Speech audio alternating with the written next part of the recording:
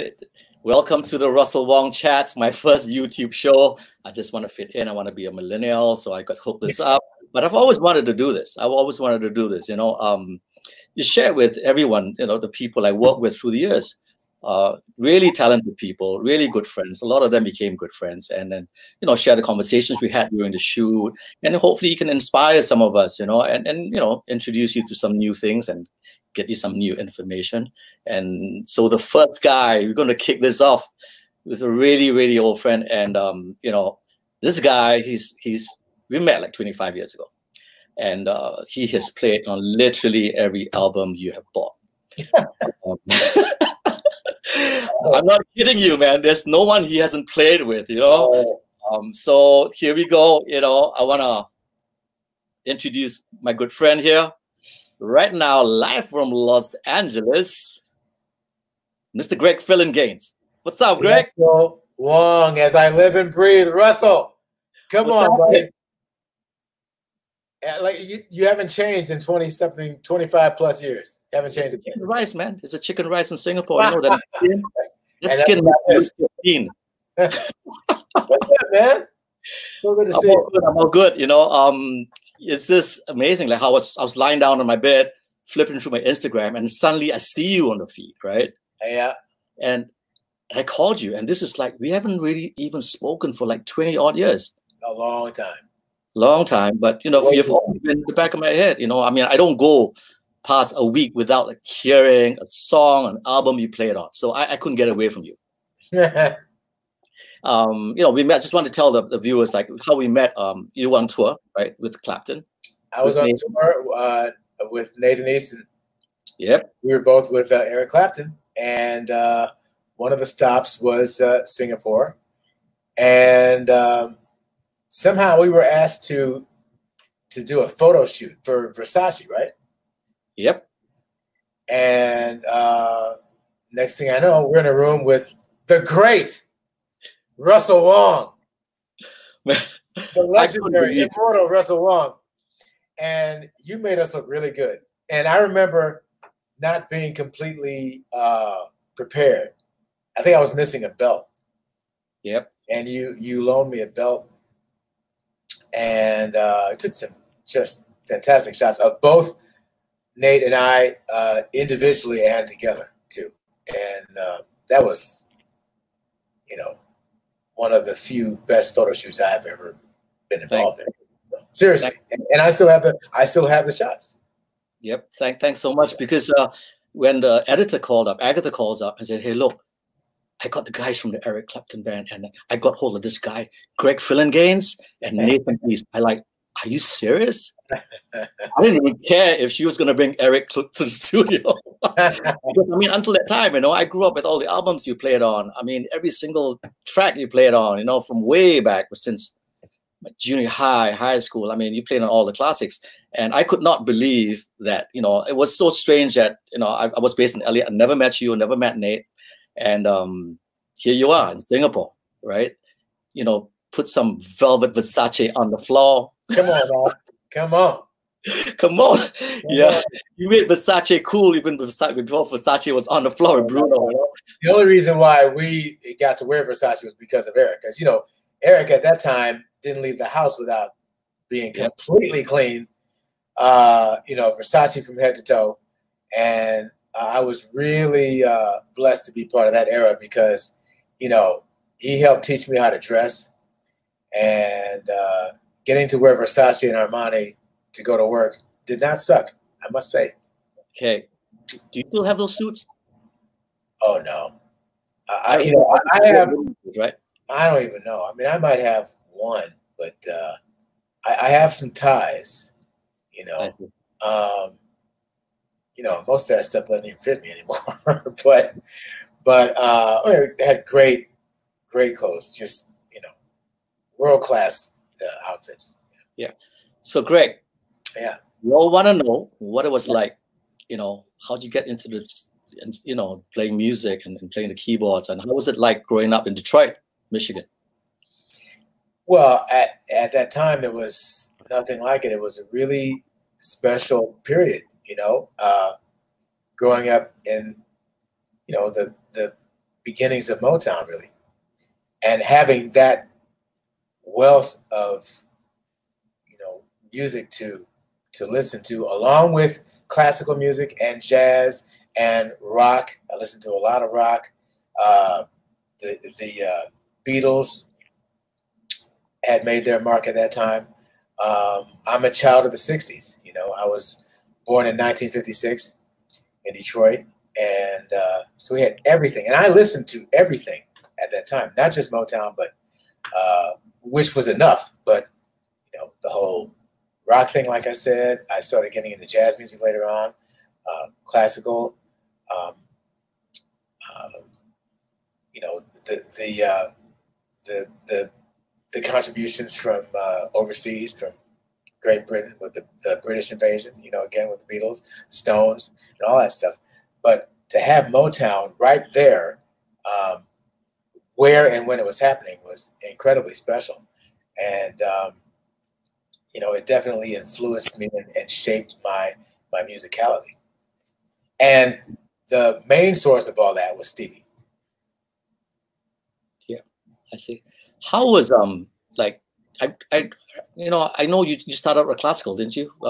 Your teacher was with the Detroit Symphony. Well, I mean, I started playing by ear at around 2 years old, and then I started getting lessons, private one-on-one sessions with you know, a couple of different teachers before landing on the one who was most influential for me, and that was Misha Kotler, and he was the pianist with the Detroit Symphony. I don't know how my mom arranged for this to happen, but it was a huge blessing by God to have me as one of his students.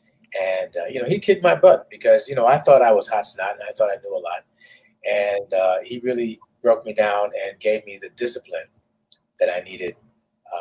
And, you know, his principles that I learned playing classical music, I mean, I still use now. The discipline in making sure that what I play is well defined, you know, and playing with dexterity and you know, evenness, you know, even in a simple exercise like you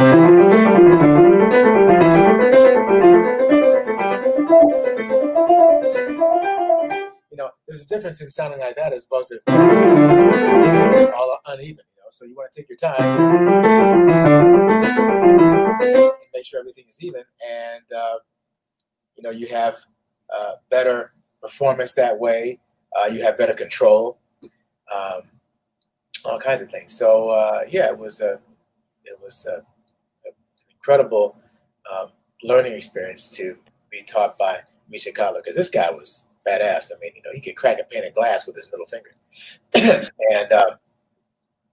so he was just what I needed at that time. And I was with him for, I don't know, 3, maybe 4 years or something like that.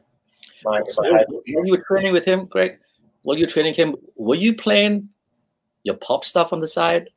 Oh yeah, yeah. I was in a couple of different bands, you know, top 40 bands, and I was, you know, gaining popularity. You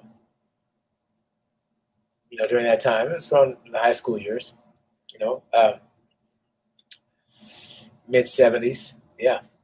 So I played around quite a bit, and became even more popular after graduating high school. And people started checking me out, and it was a great deal of fun, you know. So very, very, very talented musicians that I played with. I'm sure this is all the way to like 17, correct? 17, 18, yeah. And yeah, between say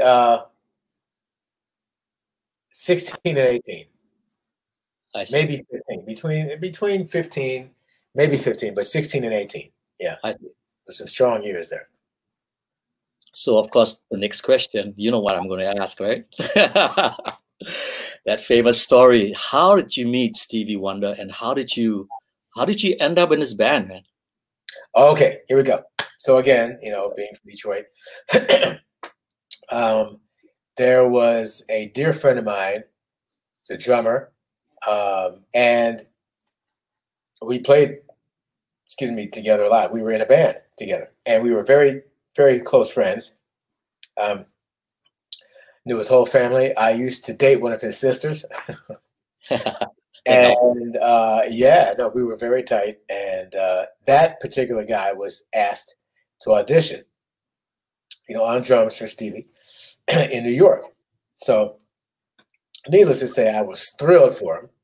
So I went to his house the night before. He's packing, and we're in the basement, and we're talking, and I'm very excited. And, you know, we're just talking about what the possibilities could be.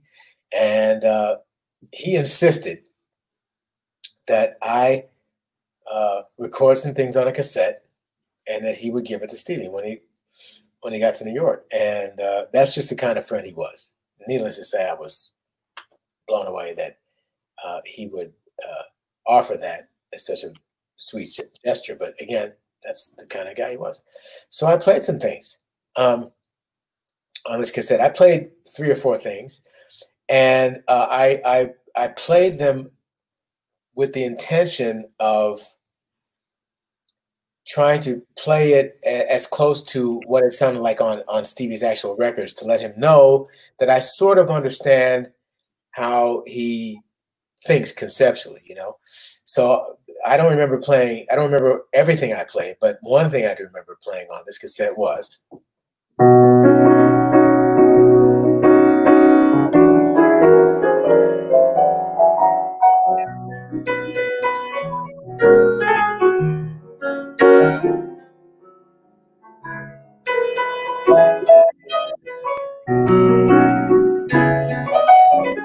You know, so I was playing stuff like that. And, you know, my friend left the next day and didn't hear from him for, I don't know, it seemed like a month.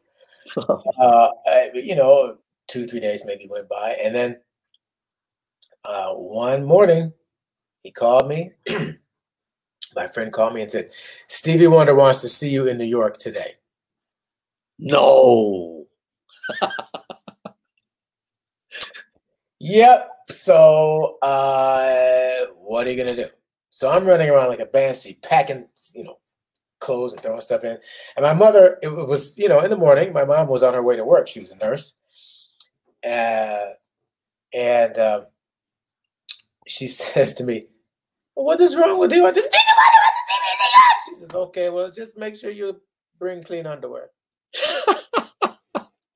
You know, that's all mothers really care about. You know what I mean? You could be dying on the street, being hit by a bus, and, you know, the ambulance takes you away, and the only thing your mother wants to know is, were there any tracks? Did he have clean underwear?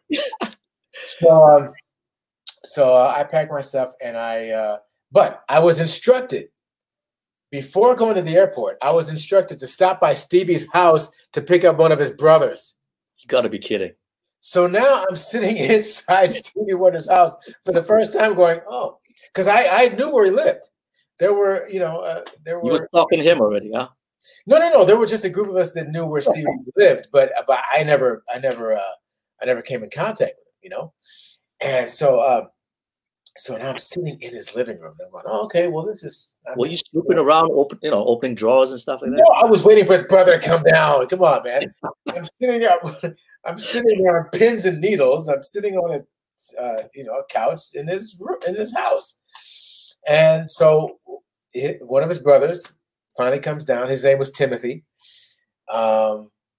Very sad to have to mention that Timothy passed away recently, but that was my first meeting with Timothy, and we went to the airport together, and we flew to New York, and got settled at the hotel, and then I went to the studio, which was the original Hit Factory in New York, and I'm sitting there again on pins and needles, really trying to be cool, and you know, I don't know how much time goes by. It seems like an eternity. Finally, the elevator door opens up, and out walks his sister Renee, and she's guiding Stevie. And she walks in the room, you know, and the engineers say, "Stevie, the kid is here." So they bring him over to me, and I stand up, and he extends his hand and says, "Hey, nice to meet you." Oh. And that single handshake changed my life. Wow. We had some small talk, you know, just the two of us, and he showed me a song of his that was unreleased at the time. I guess he wanted to see how quick I really was, you know, see if I could, how fast I could catch on. That song has since been released, and it's called Spring High.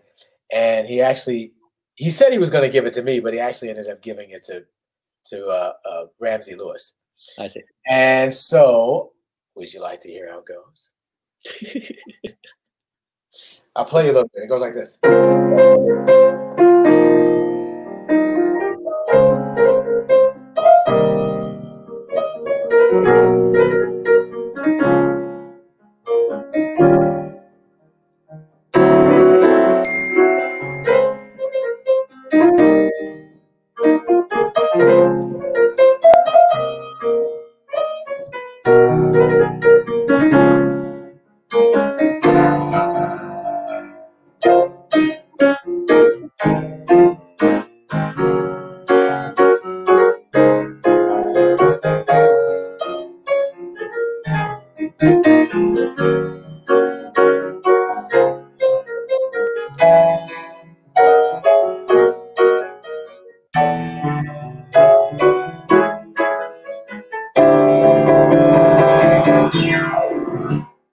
Right. Man. And that's the first song I ever learned from Stevie himself. I see. So, how old were you then, Greg? Were you like 19, 18? Well, I'll get to that part. Okay. So now that was that evening. The next day was more of the formal audition. And that's where I met the band, Wonderlove. So I go there, and then it turns out it's between me and another keyboardist, this older-looking guy that I come to find out years and years later was sent by Chick Corea. Tough competition, huh? Well, Chick sent this guy because he, you know, apparently word got out, so that Stevie was looking for musicians. So it was between me and this other guy, and you know, again, this is all so new and terrifying and exciting at the same time. So I'm really trying to be cool, and every once in a while, you know, everybody in the band was so nice and gracious. But every once in a while, you know, somebody would come up to me and go, "It's okay, you got it." And I remember a very spunky Denise Williams, who was in the band at the time. Yeah. She was in the band at the time, and every once in a while she'd walk by and pinch me on the butt. And so I'm playing with the band, and we're going through our things, and you know, that was that day. And then that evening, I'm in the car with Stevie, and we're on our way back to the studio. And it was during that ride that Steve turned around to me and said, "So, how does it feel to be a member of Wonderlove?" No. Just like that. So now you have to understand, my mind is spinning in the course of nanoseconds. And I'm thinking about all these things that I heard about him, that how he's a practical joker, and you can't tell if he's serious sometimes or not, and you know, he likes to play tricks on people. So I said, "Are you serious?" And he said, "Of course." I said, "Well, then would you mind telling my mom?" And I figure you ain't gonna lie to mom, right? Yeah. So we get to the studio. I call the house. I give him the phone. The first voice my mom hears is Stevie Wonder's telling her that he wants her son to be in his band and he will take care of him and all this kind of stuff. And they talk for a couple of minutes, And then he hands me the phone, and this is what you hear for the next 5 minutes.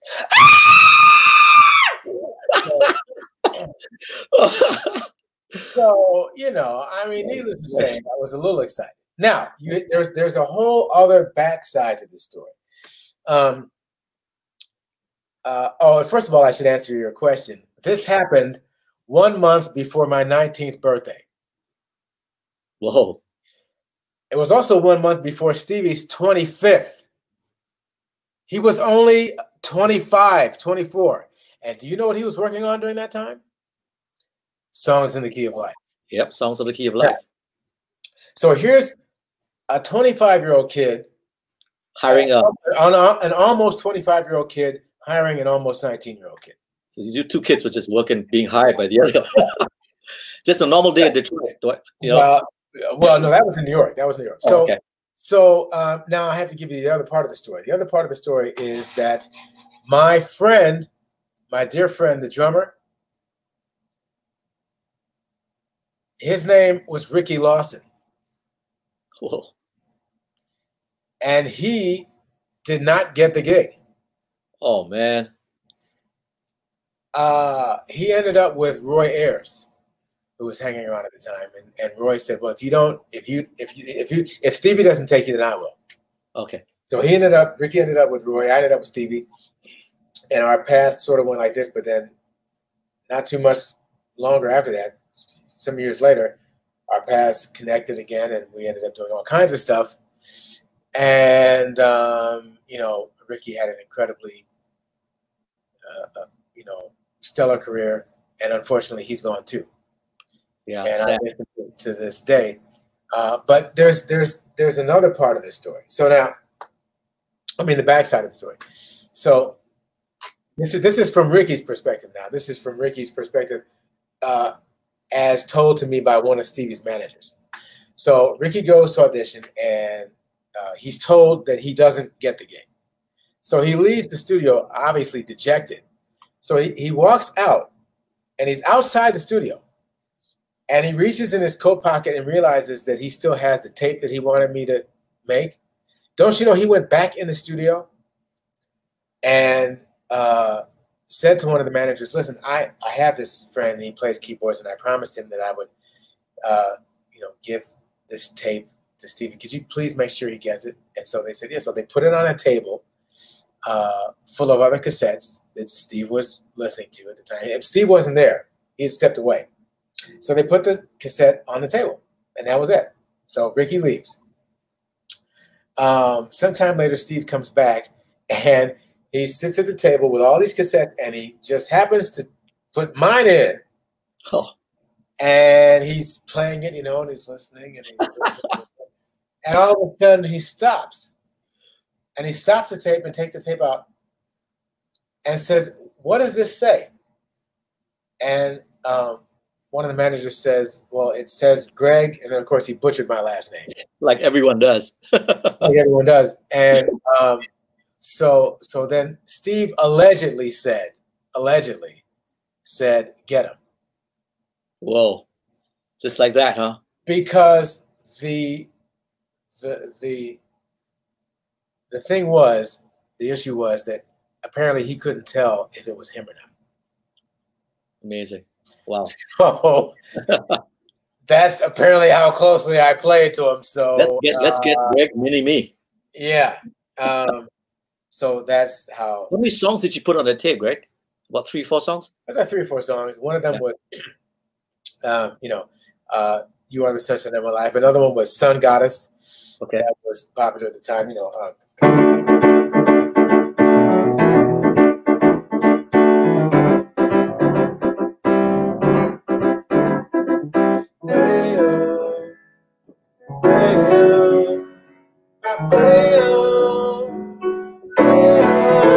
So that's one of the things I did, and I don't remember what else I did, but apparently it worked.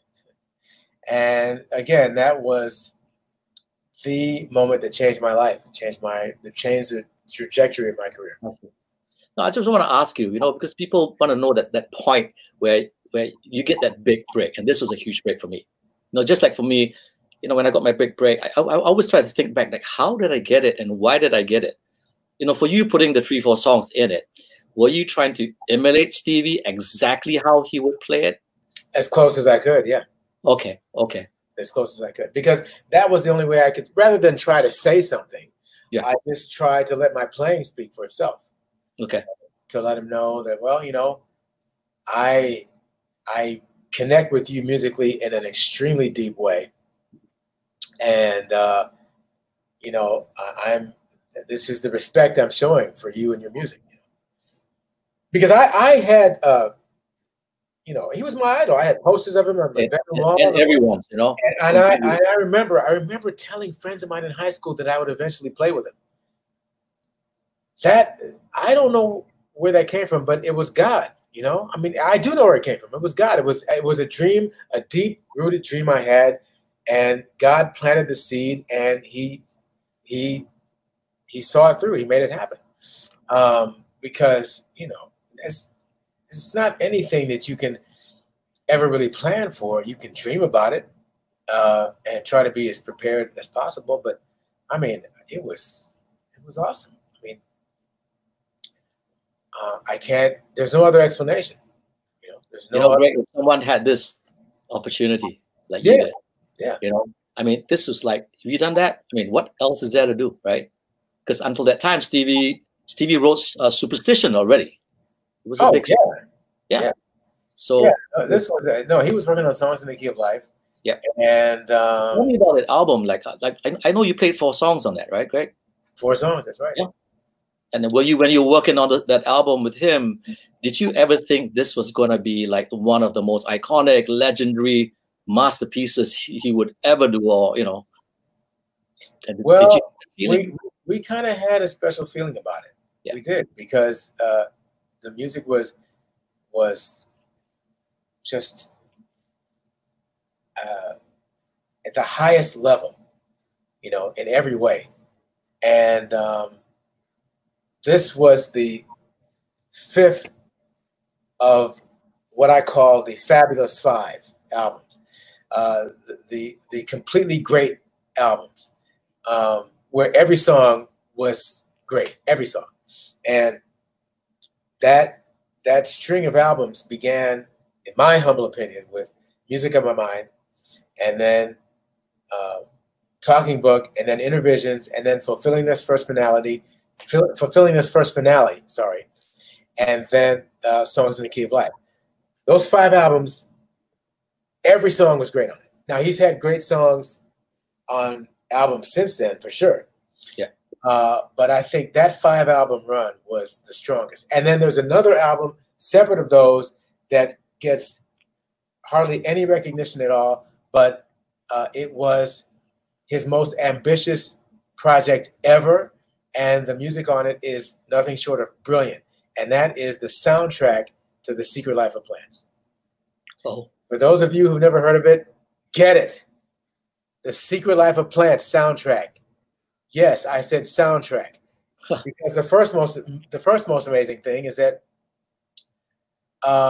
this company that produced the movie commissioned a blind person to do the soundtrack. How does that work? Roll that around in your mind for a minute.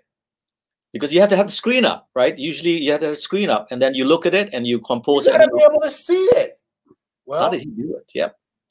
You know, that's just the magic of that guy. And when you hear this music, regardless if you see the movie or not, and it's a beautiful, it's sort of a documentary style movie.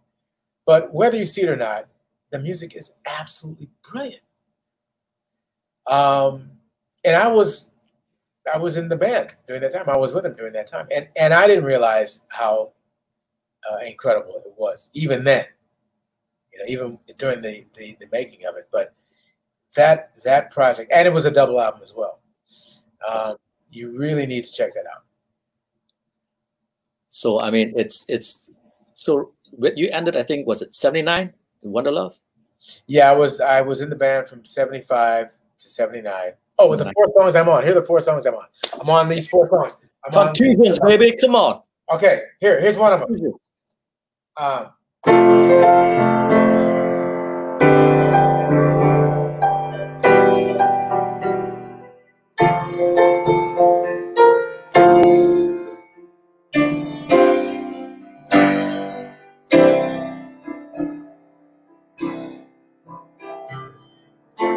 back to Saturn weather. I'm on that. I'm on Saturn. Yep. And here's another one. Baby, it's you. Made life history. You brought joy inside my tears.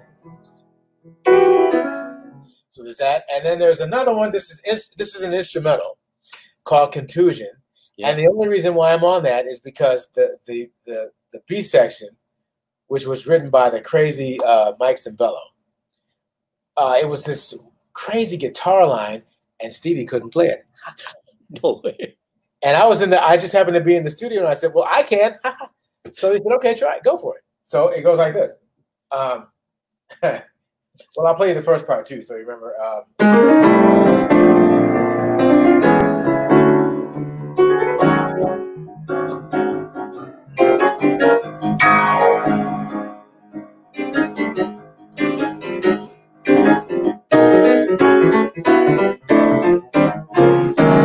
Now, here's the crazy part.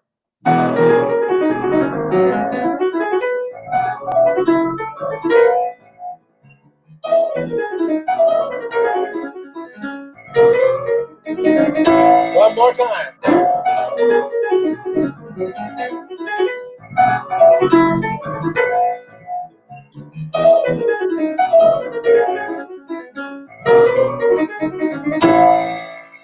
Right. So those exercises with Misha really helped. Yes, they did. They sure did. And then finally, I'm on this little ditty.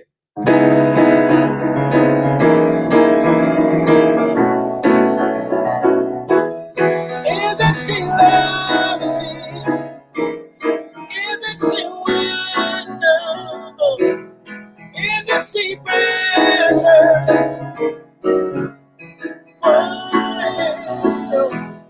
I never thought through everything made you want something. Isn't she lovely?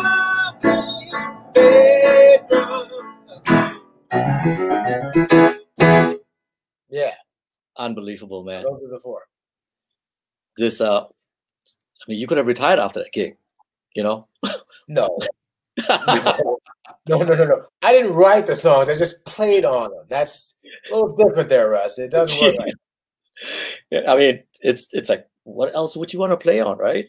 But like right after Stevie, that whole phase of you with Stevie and Secret Life of Plants, you know, like how did it move? And were you in LA by that time? And you started working with the Jackson 5s and Michael. Yeah, I mean, but other things were happening. Even before then, I started gaining a lot of notoriety after moving to LA. I spent the first 2 months with Stevie and the band in New York. That was April and May of 1975, and spent my 19th birthday in New York on May 12th, which happens to be the day before Stevie's. So we're 1 day and 6 years apart. Well, okay. Yeah. And so then we moved to LA in June. Stevie had a place here as well as a place in New York. So we all moved here, and I've been here in LA ever since. And I started gaining notoriety as being Stevie's keyboard player because, the thought was, well, Stevie Wonder's fantastic and he plays keyboards. So if he has another keyboard player, what must that guy be like, And I started branching out, doing sessions, working for other artists. And one of those people happened to be another icon and idol of mine, which was Quincy Jones. And but even before, well, I guess it kind of happened at the same time. So much was happening during that time. I started working with Quincy. The first session I did with him was for a Billy Eckstine single, and it was called "The Best Thing." And I remember going to A&M Studios and meeting Quincy and Herb Alpert, and they were producing this project together for Billy Eckstine. And the first thing I recorded for them, for Quincy, was that song, "The Best Thing." And but then another friend of mine who was an executive at CBS, his name is Bobby Colombi.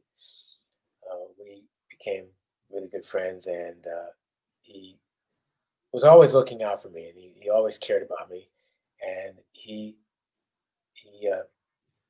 insisted that I do more arranging. I remember him saying, you need to do more arranging. Even though I was doing a good amount at the time, he says, you should do more arranging. I says, yeah, I don't know. Maybe. He says, well, no, you should do more arranging, and here's who you're going to do it with. Next thing I know, I'm in a room with the Jackson. And so I met all the Jackson brothers, and it was their first album that they were, in more control of. They had moved to CBS, and so they finally got the autonomy that they wanted. But Bobby was there as an executive producer, and I met with them to discuss working with them doing rhythm arrangements for what would be the Destiny album. And so the first song I worked on was this really bubblegum pop song called "Blame It on the Boogie," and it was really kind of hokey, I mean, the one like "Don't blame it on Thursday, don't blame it on Monday, don't blame it on the good times, blame it on me." So I was like, oh, what do I do with that? So I was actually still with Stevie, right, during that time. So my first thought was, well, what would Stevie do? So I thought about it for a minute, and then I came up with this.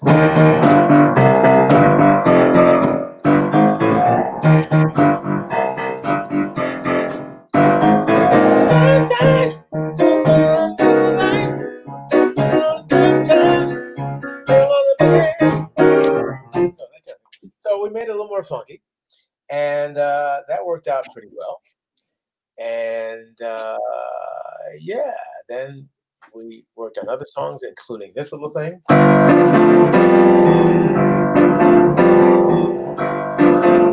Yeah. Body down to the ground.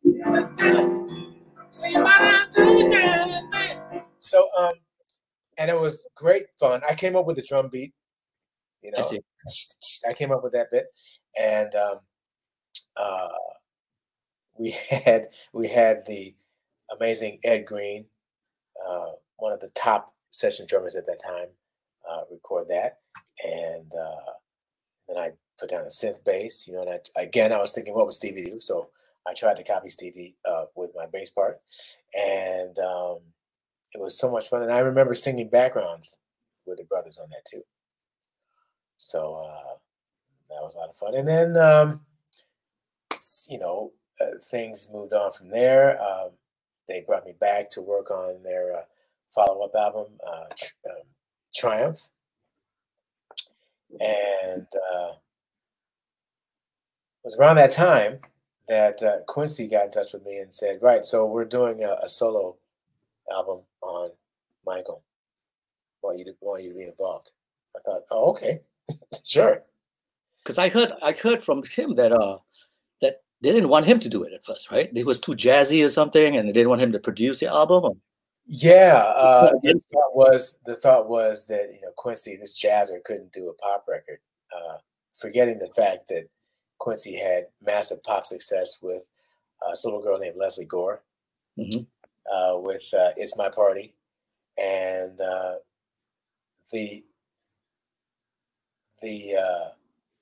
the musicality of Quincy is just boundless. It's limitless, and his understanding of music in general qualified him,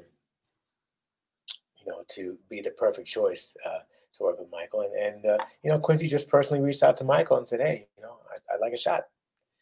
And Michael agreed, and the rest is history. Yeah, I mean, Off the Wall. That's still my favorite album. You know, Wow. it was the first album you worked on with Michael. Then, Greg. Well, that was his first solo record. Yeah. Yeah, I mean, because I had worked with him, with the brothers, for yeah. Destiny and Triumph. But yeah, that was the first solo record, and just took off from there. What was it like? I mean, you're in there. Well, the only word that I can use to best describe it would be fun. It was just fun. Quincy provided the most fun environment. He assembled a great cast of world-class musicians. So we had the best musicians working with the best artist and the best producer and the best engineer, Bruce Swedeen, in one of the best studios. And so it was a perfect storm, It was just fun, man. There were a lot of laughs. Michael was a goofball, and he loved to laugh. And we had a great time. Which was your favorite track on the album? I like the one, She's Out of My Life, the one with just you and him. Yeah. That was sweet. Let's see. Well, I mean, I don't have just one. I mean, obviously there's this little thing.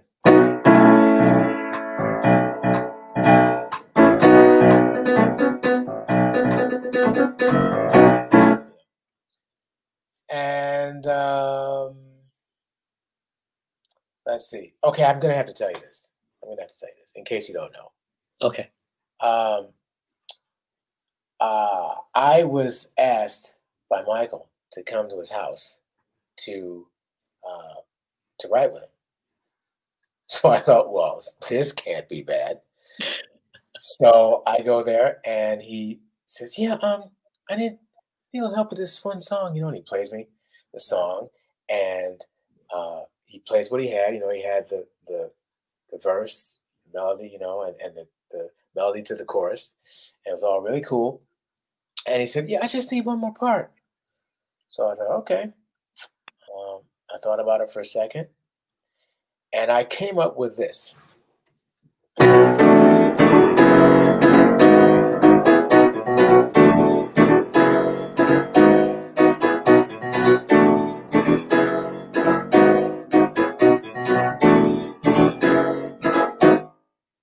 Oh, exactly. So that was yours truly.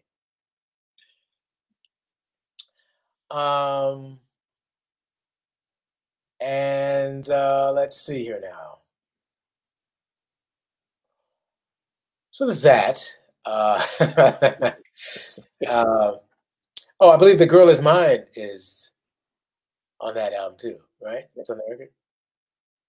Paul McCartney? Yeah, so that was the first time meeting Paul, and he could not have been more gracious. Yeah. And to this day, he remembers me from that, which is just incredible. And I've worked with him since The Girl Is Mine. But Paul was so gracious. He got everyone's addresses that worked on the session and sent them individual thank you notes. Well, I couldn't believe it. These are the things you remember, Absolutely. Yeah. This so I mean, I assume like working with Michael on his albums and Thriller and Bad and that's how you became his musical director for the tours, right? Yeah, we were working on Bad, and I remember being in the studio with him, and every once in a while he would say things like, "You like playing live, right?" I go, "Yeah." Another time, and he'd say, "You enjoy the live experience, right?" I go, "Yeah, I do." And he'd say something else like, "You enjoy big crowds, right?" I go, "Yeah, but what are you getting at?" And then I finally put two and two together, and I went, "Oh, you want me to tour with you?" So that was his way of asking me to tour with him, and I ended up being his music director for his first solo tour, which was the Bad Tour, and it was just as amazing as you think it was. It was nothing like it at the time, and it was terribly exciting to be part of that, and we went out there and made history. It was incredible. Yeah, you guys came to Singapore in '93. I remember that. Well, I wasn't there then. Oh, okay. I wasn't there then because I did the Complete Bad tour, which was, I mean, it started in 87, I believe it started, and then I did the first part of the Dangerous tour, but I left at the end of '92. Ah, because I remember they did Bucharest, right? Bucharest. But the last thing I did was I spent a month at the end of '92. I spent pretty much all of December in Japan. I see. And that was the last thing I did. So I missed. Nate says hi, man. Nate just put up on the chat. Hey, Nate. What's up, Nathan East? Come on, Nate. Nate, you're up next, Nate. Thanks, man. Because Nate gave me your email. That's how I got your email. I never had your contact, Thanks, Nate. Thanks. Yeah. Thanks a lot, Nate. Yeah. So like from then, I mean, obviously, you did the anniversary special with them. I mean, it's quite amazing for you to do it at Madison Square Garden. It was amazing. Yeah, growing up, these kids. Yeah. Well, again, because when I think of, and I got to tell them this too. That's what's so amazing about this. I got to tell, the brothers in one dressing room and Michael in another. I was asked to be, again, their music director for their 30th anniversary shows at Madison Square Garden. And I remember, huddling with the brothers in the dressing room before going on and telling them, you have to understand something. I was in junior high when I Want You Back came out, and I thought it was the most incredible thing since Stevie Wonder and the Beatles. And I was completely blown away, and I remember thinking about what would it be like to be hanging out with these guys and, or playing with them, and I just thought it was so exciting, because they were our Beatles, and I remember that feeling of listening to your music and dreaming about one day meeting you. And now we go from that to this moment where I get to stand here in a huddle with my arms around you at Madison Square Garden telling you to have a great show. And I just teared up. I couldn't believe it was happening, And I said the same thing to Michael, and I just said thank you, for this incredible opportunity. Wow. And it was just surreal, And what's more surreal is that we did 2 shows, and the second show was the night before things changed forever. September 10th, 2001. So right after that, I mean, the whole phase with the Jacksons, and how did it go on from there? And how did you get to meet and play with Eric on all the 4 albums and toured with him? I mean, how did that connection happen? You being, Eric, well, Nate, I think you have a better idea. Actually, it was Nate who brought me in. I see. Because Nate was working with Eric first, and between the 2 of us, and the first recording I did with Eric was on the Behind the Sun album. That was with Nate, and I think Phil Collins as well. And so after that, Phil was asked to produce the August album. Yeah, which was right after that, right? Kind of a year after. Yeah, exactly. And so, I ended up being brought in for that too. But I had to kind of reassure Phil that I wouldn't overplay, because Phil didn't really know who I was, and Phil's not really crazy about keyboard players anyway. Let's just be honest. Not really. He's not he doesn't really like keyboard players, so he wanted to make sure that outside of Tony Banks, because he has to, because that was I was his bandmate, but I remember sort of thinking that I needed to kind of reassure him and let him know that I would be a good fit. And, by the end of the project, we were all so in love with each other. We didn't want to leave. We couldn't believe that that record was finally finished. So Eric's manager at the time wisely put together a small string of shows for us to do. And it started in in Europe, in France, and we toured around a little bit in Europe, and then we ended up doing a whole U.S. tour, and we played places like the Forum here in L.A. and Madison Square Garden, and we slayed it, man. It was just the four of us, Phil, Eric, Nate, and me, and man, we put a hurting on him. It was great. This was before the I call it the Versace tour, wasn't it? Kind of before the 1990 tour. Oh yeah, it was before we were. It was before the Versace. Yeah, yeah. It was just the four of us, you know. And then, so I started touring with Eric, and then I had to make a decision. I was at a crossroads, pardon the pun, but I had to make a decision because it was around that time that Michael asked me to be his MD for his first solo tour. So I had to go back to Eric Clapton and say, listen, Eric, something's come up. Michael wants me to be his MD for his first solo tour. Are you okay with this? So imagine being in that position, right? So, you know, Eric gave me his blessings. He was gracious. And so I went to tour with Michael. And then when I came back to Eric, and by the time I came back, things had changed drastically because it wasn't a 4-piece anymore. It was more like a 7-piece. You know, we had an extra keyboard player, you know, and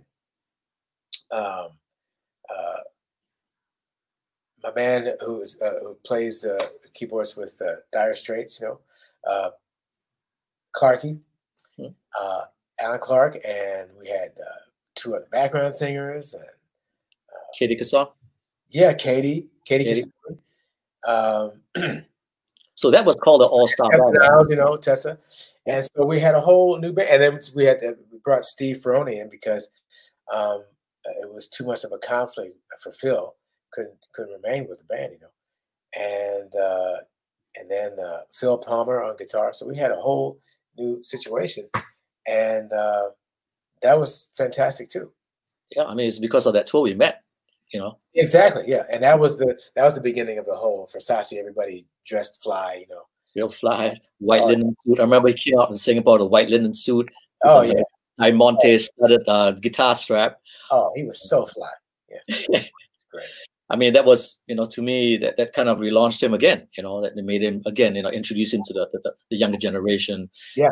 Album, you know, that everyone knows about at MTV. Yeah. And just right after that, I mean, you went on, and how did you end up playing for Toto? Toto.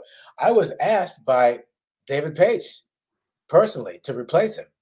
I see. And that was in 2003.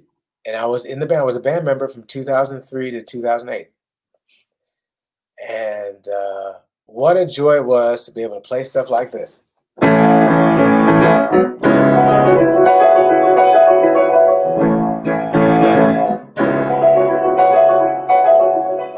You know, and keep going, Greg. Keep going.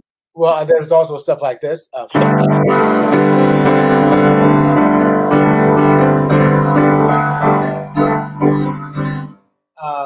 Rosanna. Let's see. Here we go. I mean, all kinds of stuff. It was great. And I had the great pleasure and honor of, you know, playing with Mike Porcaro, who was still in the band before he became terribly ill and ended up, you know, suffering tremendously with that evil, awful disease. Yeah. But we had great times, man, and I love those guys dearly. They're my soul brothers. Yeah, I mean, at that time, these were the main guys, the main session guys, and I'm sure you met them and grew up with them. You know. We were, you know, oh my goodness, yeah. Jeff Porcaro, all of them, and Steve Lukather. Jeff and Steve and I are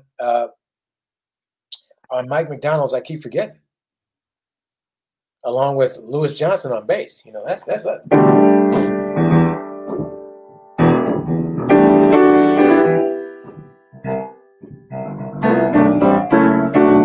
that's us, you know. So I've known and worked with Luke and the Porcaros for a long time. Yeah, I mean, they were the main.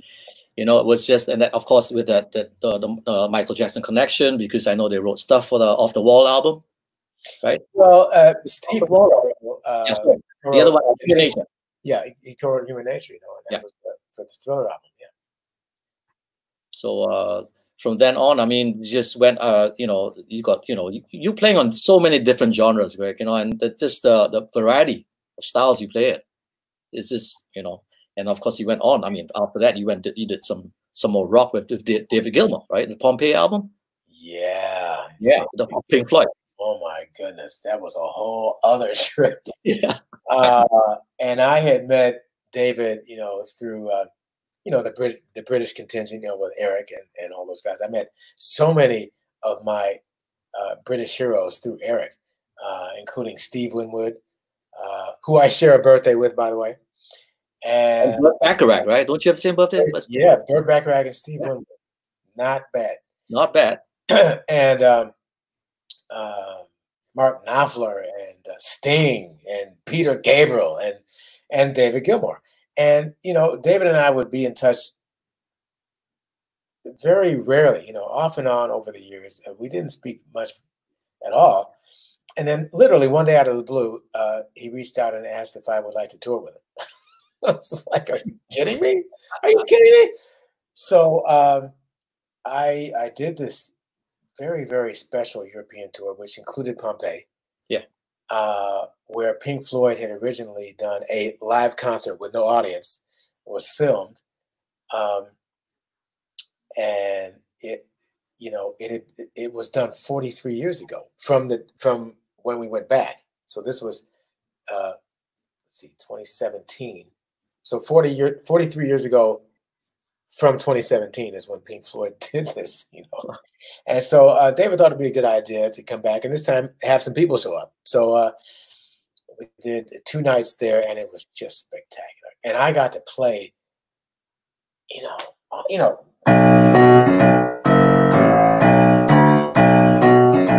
got to play all these hits, you know, and I got to play the intro to Shine On, Crazy Diamond. And, you know, that intro takes like 5-10 minutes, you know, and they lit me up really,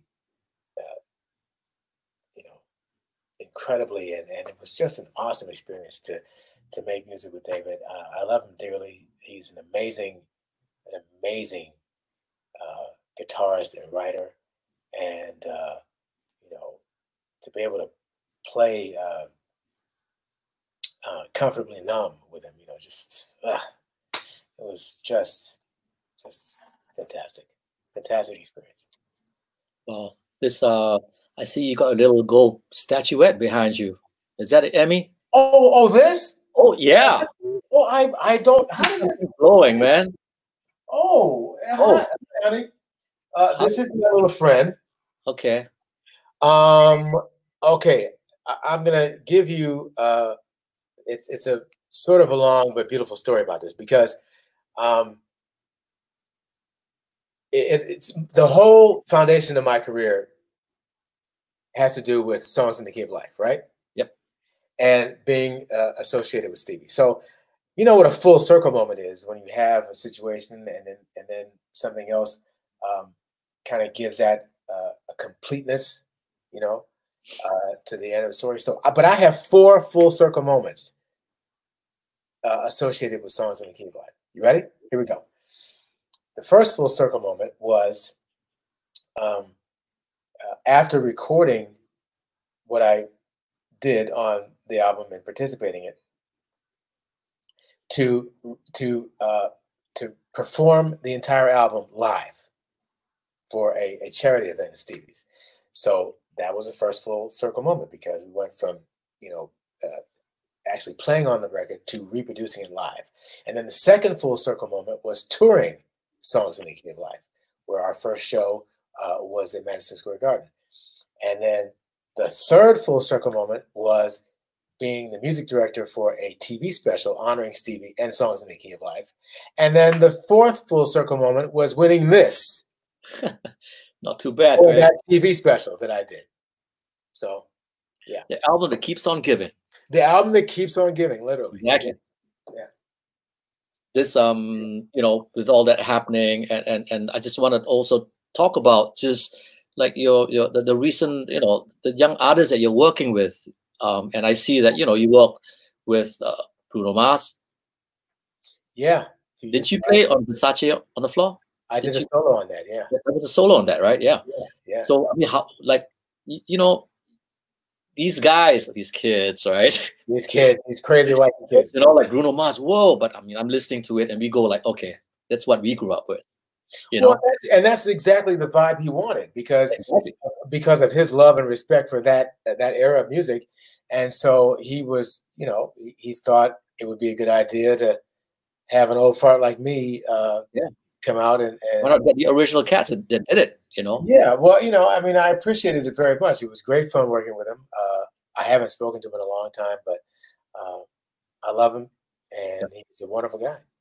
What's like walking into the studio and dealing with, you know, the younger artists? What do you find is the difference? What do you find is the difference between the people you work with, you know, when you started, you know, the music industry, the talent, and how they approach it? I mean, how different is it, or is it? I mean, or is it pretty much the same? Or what's the big difference you see in like the younger artists now that you're working with?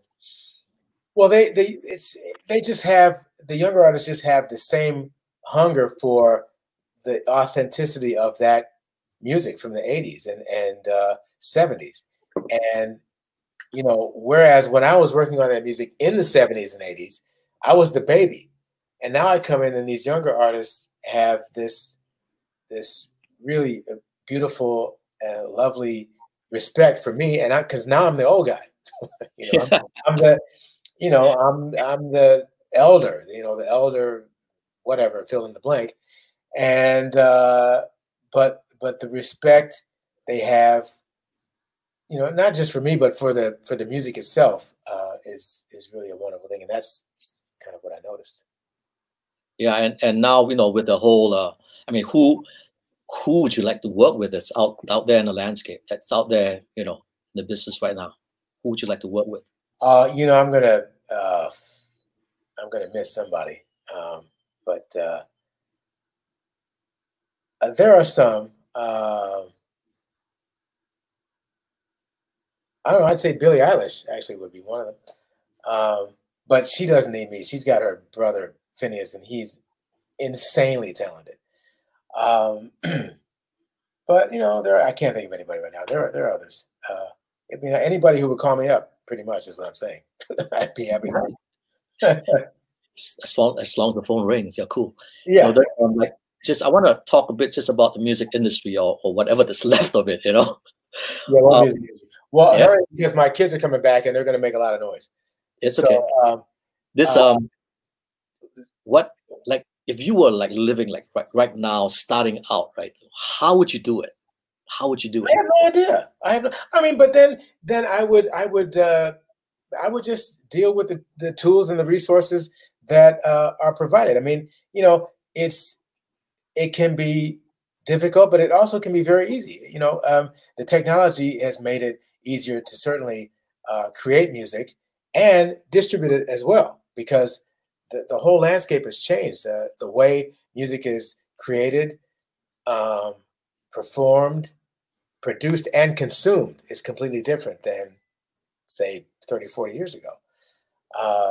You know, you have streaming services. You have YouTube, for crying out loud. You can put some stuff out on YouTube and put it out. Really discovered by, you know, 2-3 million people, and that can change your career too. So there are ways, you know, there are possibilities in anything. I mean, I don't have the answer. There's no one answer, really. I see. This now, like, if I mean, you had this amazing, beautiful journey, you know, like since you were a kid, Detroit, Stevie Wonder, Michael Jackson. I mean, it is something that you can only dream about, and not even, you know, what advice to the younger people out there that you've learned, you know, through all these hard knocks, that you can just give them some advice on what to do and what not to do, you know, to survive in this business and to hone in on your craft. I mean, what is the key thing that you feel that has worked for you throughout the years, you know, right? Because, you know. Well, keep dreaming, first of all. Stay humble, because as Nadia Boulanger once told Quincy Jones, you are never more of a person than you are. You're never more of a musician than you are a human being. Stay close to God. stay grounded in your faith. Hang out with people who inspire you, lift you up. Listen to all kinds of music, all different kinds of music. Always be open and willing to learn, because this is a constant learning process. It's not like I've learned it all by any stretch. I'm still learning, with every breath I take, literally. So those are some of the fundamentals that I would share. Great. And what is your? My friend was asking. Greg was asking. This other Greg friend of mine. Which is your favorite venue to play at?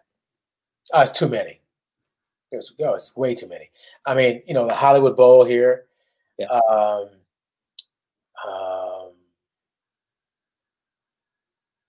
The Forum, Madison Square Garden, Royal Albert Hall, please, Carnegie Hall.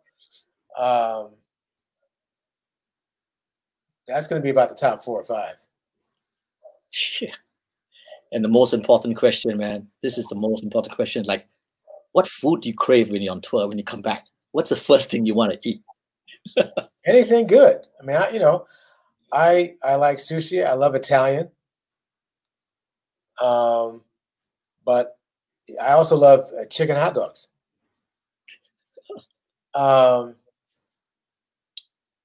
And every once in a while I love a really good steak. Gotta have a steak. Got to have a steak. So yeah, I mean, anything good, man. Great. I mean, Greg, it's been just, so nice to talk to you after all these years, Russel Wong, it's been too long. I know. Russel Wong. Get on a plane and all this is over. Come to LA, come see you. Yeah. You better. Exactly. But thanks so much. I was just on behalf of everyone here in Asia, my friends here, people listening in. I just want to thank you for just all these amazing memories that you've been creating. It's like the soundtrack of our lives, right?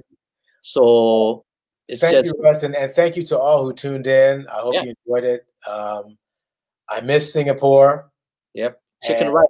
Can't wait to get some chicken rice so you look 15. Come on, that's right. I can't wait to get back there. But thank you all. Thank you, Russ. Big love to you, man. And we're gonna stay in touch, right? Yeah, we will. I'll be hounding you. Come on, man. Come on. All right. All right, man. Thanks so much, Greg. All right, babe. Take care, man. See ya. Bye. Well, that was the first episode. It's kind of fun, and Greg is great, and just hope I can keep doing this. Look out, hopefully once a week, just to share my friends and what they do. So I hope this works out for you guys, and I actually had a great time. So take care, everyone. Bye.